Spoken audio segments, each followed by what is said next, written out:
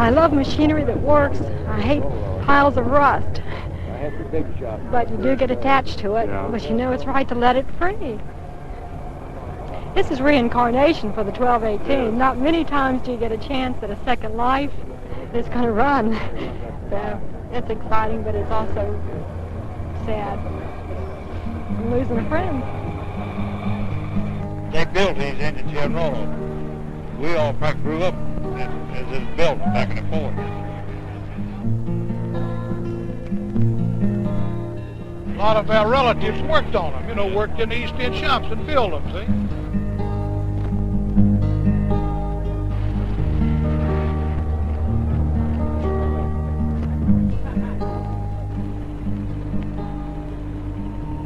I'm delighted that we were able to take it down to Birmingham to have a look to see whether it is practical to rehabilitate this for use. I'm not sure it is, but we're going to do everything we can to find out whether it can.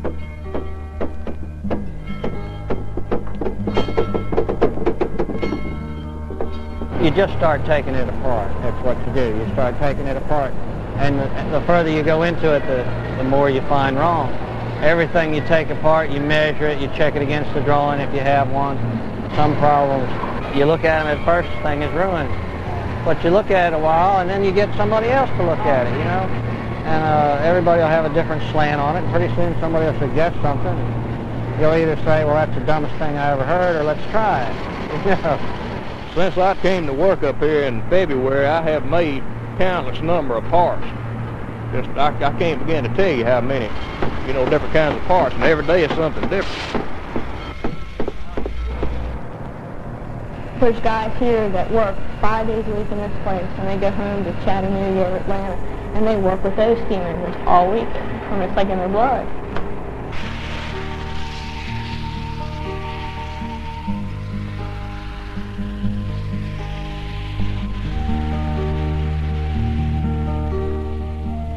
A steam giant is reborn.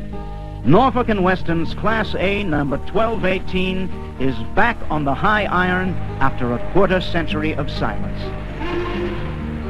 A tribute to veterans of the steam age, to those who keep steam alive today, and to railroad buffs from around the world.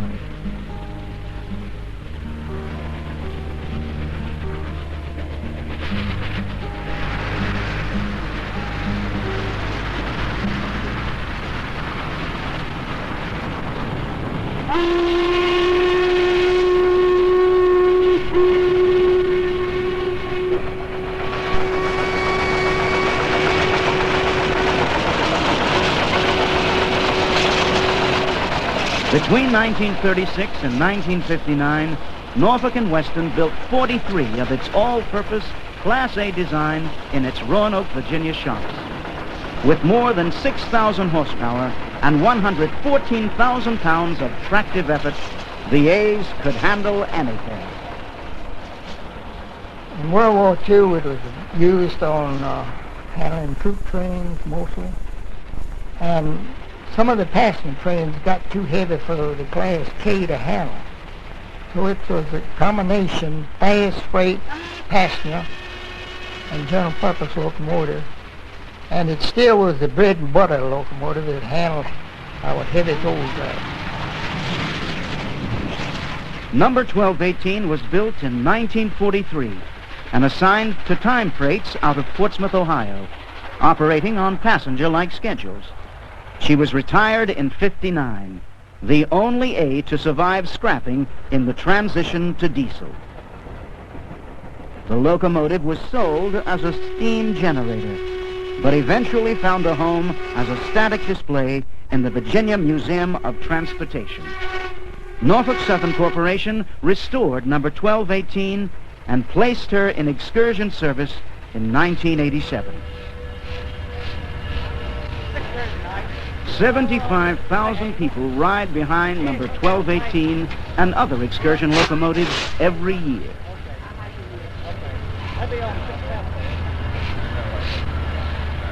It feels just there's no words in the dictionary that can explain riding a steam engine. It does something to you that nothing else does. I've been married to a train buff for a long time now, and I've done a lot of this kind of stuff. We've come from California. We drove all the way back here. We've come 5,000 miles to do this. Grand Trunk Western. Okay, gentlemen, you better get aboard right here. They're going to pull. All aboard.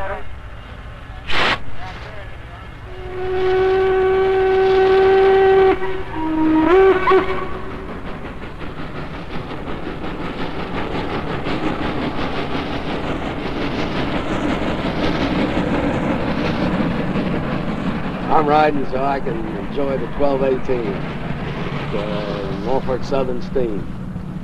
It's the joy of life, completeness. As I just commented to a friend, when I die and go to heaven, I suspect I'll be riding the steam train, and I won't mind shoveling coal if I have to do it all the time.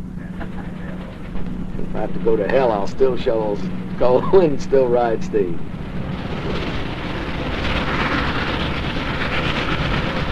No, it's just, we're just nuts. Just like to play train once in a while. You know, you don't even think that you're being pulled by steam as far as, you know, a jolting feeling or anything. It rides smooth. I enjoy the scenery, and the people are so kind. I notice everybody's almost childlike. They get animated about the train. They love it. I see my father turn into a child overnight when he gets on his train.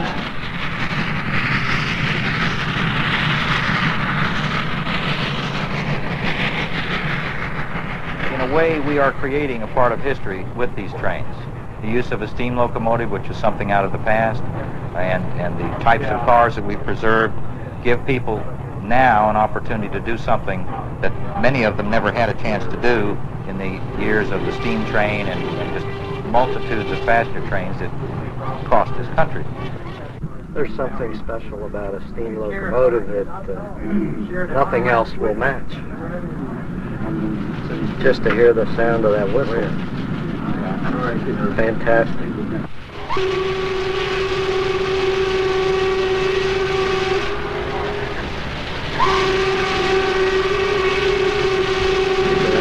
We didn't think much about steam locomotives when they ran by the house. Now they're all gone.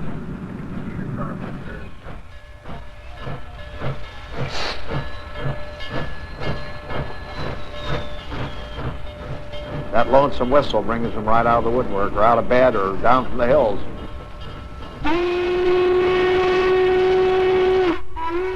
Stuff I got. I'm gonna get over here, get it back on the distance. I get a whole bunch of this trade instead of just right up on him. Whatever you want. All along the way, number 1218's friends greet her.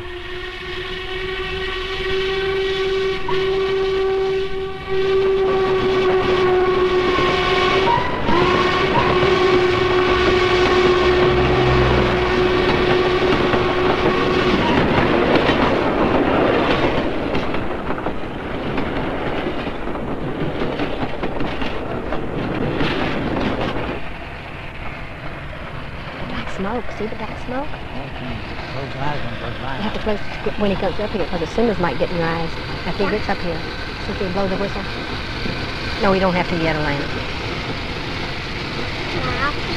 No, you don't have to, darling.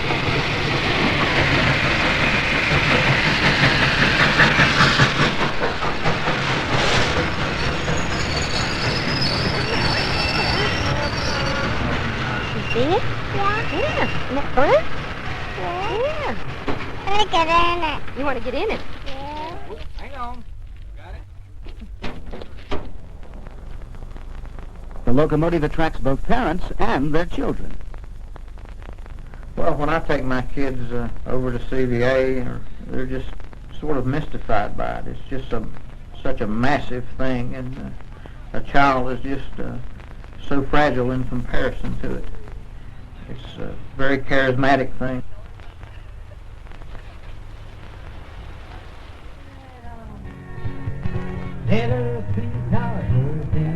In some communities, number 1218's arrival is a good cause for a celebration. Virginia saying, Pete, you are way behind time. This is not 98, but it's 97. Did you get out both the run-bys? Yes. Yeah. Any luck? Well, the first one was pretty good. The second one was a bit too close, but it worked out all right. You always get that little bit of creeping forward. Just one guy takes one pace forward, and that just blows it. Yeah. You know, I was trying to get a shot, you know, one forward and one back, and the second one, that was a hard one. You know, a head bobbed up just at the wrong moment. You know. Oh well. When you've got 1,000 heads to choose from, one of them's bound to be in the way.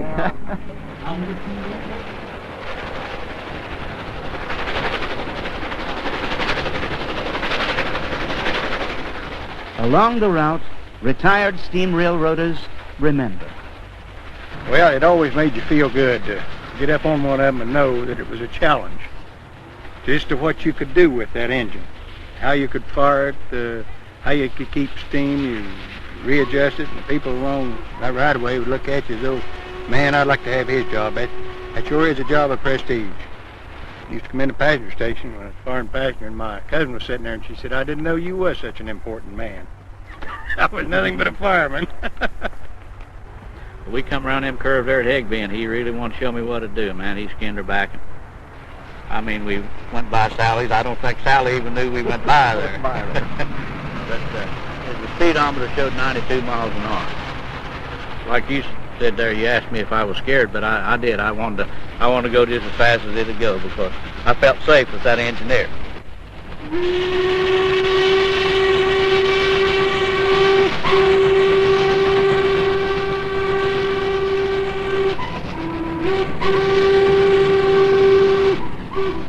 Railroad wives remember too.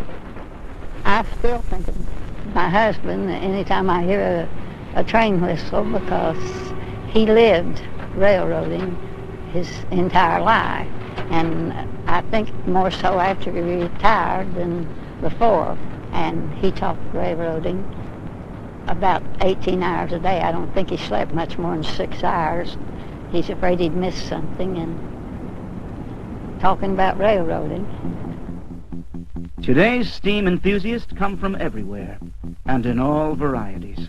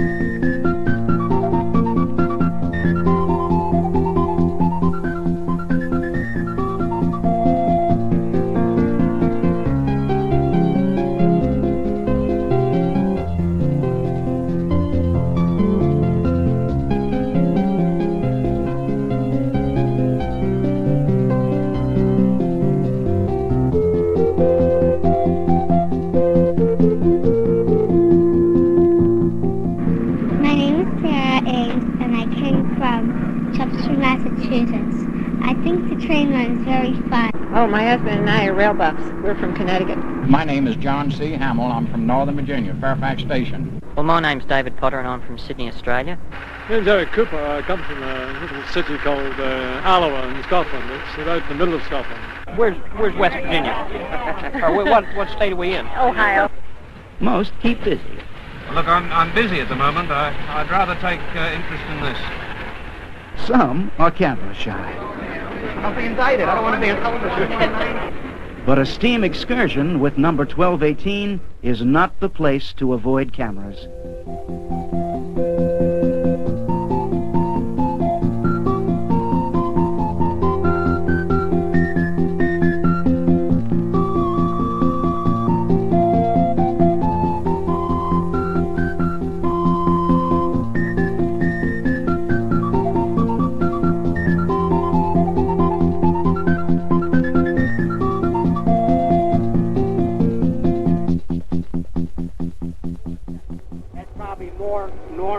One excursion holds historic promise.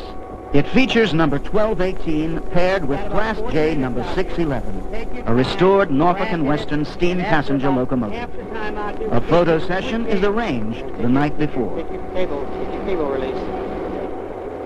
The next morning,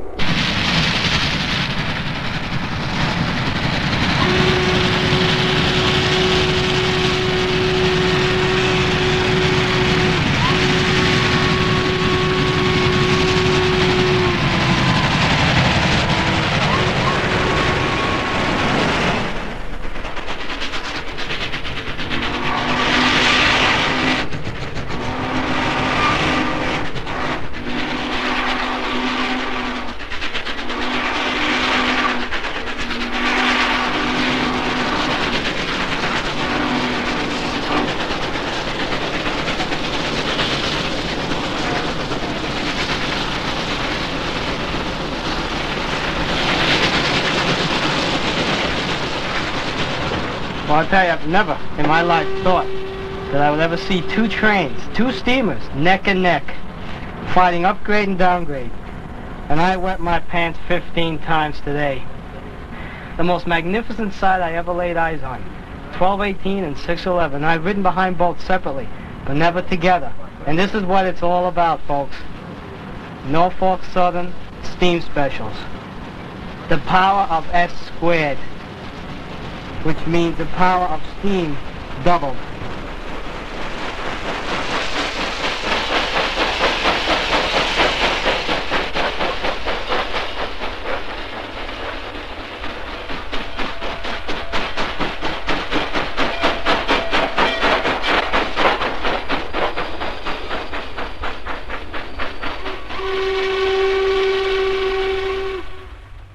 And so a piece of history comes back to life.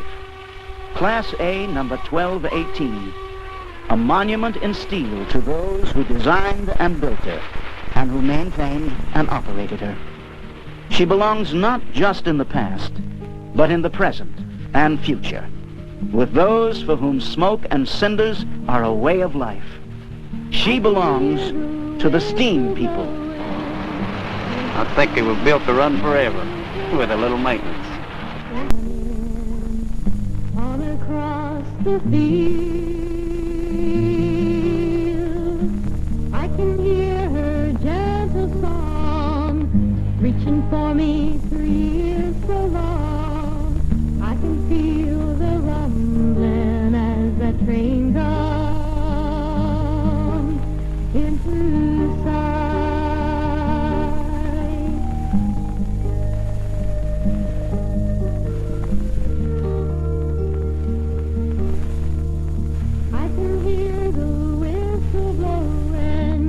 Can't you see the smoke?